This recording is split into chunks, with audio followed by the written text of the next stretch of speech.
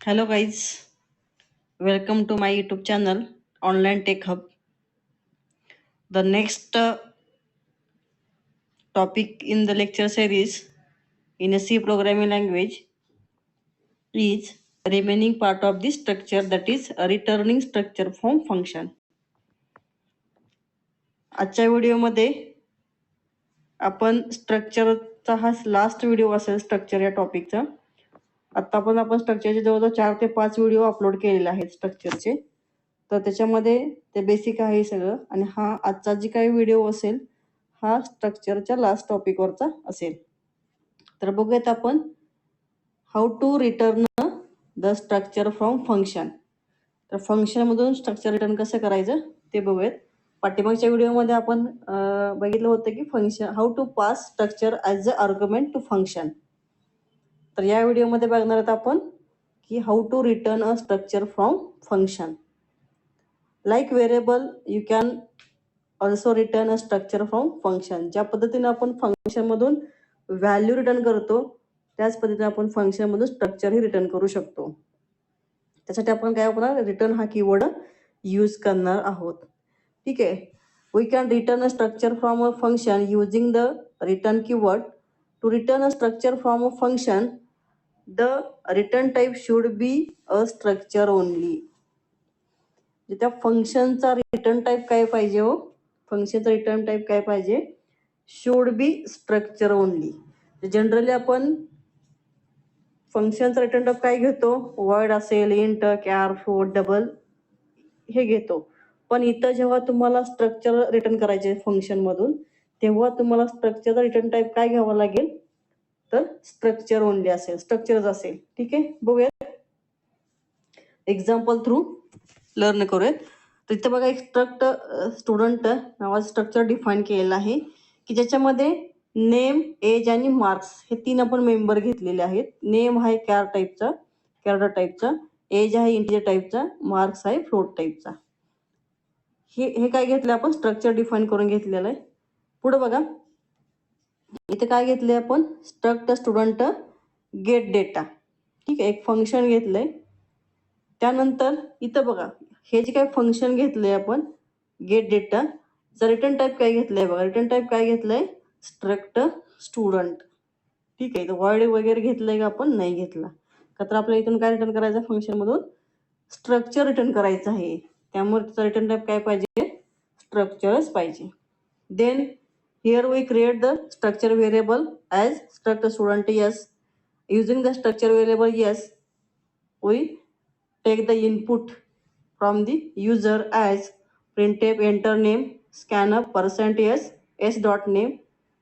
Same like age पण enter करून घेतले आणि मार्क्स पण एंटर करून घेतलेले आहेत.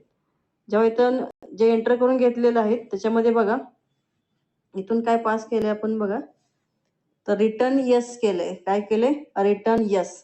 यस काय आहे, स्ट्रक्चर व्हेरिएबल आहे. काय आहे, स्ट्रक्चर व्हेरिएबल. तर इथून आपण काय रिटर्न केले, तर स्ट्रक्चर रिटर्न केलेलं आहे. ठीक आहे. तर इथं बघा मेन मध्ये काय केलंय बघा, आपण काय केलंय, गेट डेटा हे जे काही फंक्शन आहे ते इथे कॉल केलेलं आहे. कॉल कसं केलंय, स्ट्रक्ट स्टुडंट S1. आता इथे काय घेतलं आपण, स्ट्रक्चर व्हेरिएबल क्रिएट केलंय.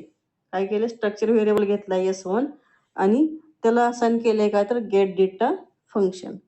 तर हे का, तर गेट डेटा फंक्शन मधून जो काही स्ट्रक्चर रिटर्न होणार आहे ते स्ट्रक्चर S1 मध्ये काय होईल, S1 ला असाइन होणार आहे. आणि मग युजिंग S1 तुम्ही त्याच्यामध्ये जे काही फील्ड्स आहेत, जे काही मेंबर्स आहेत ते तुम्ही डिस्प्ले करू शकताय. Printf name equal name %s s1 dot name, printf age s1 dot age, printf marks %f s1 dot marks. तर यावेळी तुम्ही प्रिंट करू शकताय. ठीक आहे. तर हे काय, रिटर्निंग स्ट्रक्चर फ्रॉम फंक्शन. याचा आउटपुट बघा, जर आपण एंटर नेम कृष्णा घेतला असेल, एज 21, मार्क्स 99, तर काय होईल, तुम्हाला डेटा काय होईल, डिस्प्ले होणार आहे. हे आहे काय, रिटर्निंग स्ट्रक्चर फ्रॉम फंक्शन.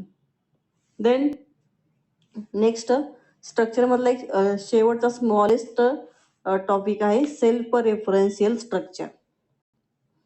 तर सेल्फ रेफरन्शियल स्ट्रक्चर कशाला म्हणायचं, तर structure that point to the same type of structure.